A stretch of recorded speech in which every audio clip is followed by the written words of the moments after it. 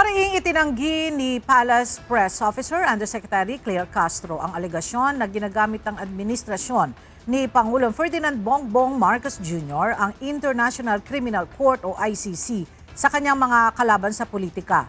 Iginiit ni Yusek Claire na may mga Pilipino ang naghain ng kaso kaugnay ng extrajudicial killings o EJK noong pamang 2017, kaya hindi ginagamit ng administrasyon ang ICC. Kaugnay ito ng naging pahayag ni Davao City Representative Paulo Pulong Duterte na may ICC arrest warrants na kay Senator Bongo at 2 dating opisyal ng pulisya. So bakit ba lagi nating sinisisi ang korte? Sinisisi natin ng administrasyon. Huwag nating kalimutan na yung kaso na sampa ito 2017 pa. So hindi ito wine-weaponize, kinakailangan lamang po na matugunan din ang hiling ng mga kababayan natin. Kung may kailangan managot, dapat na managot.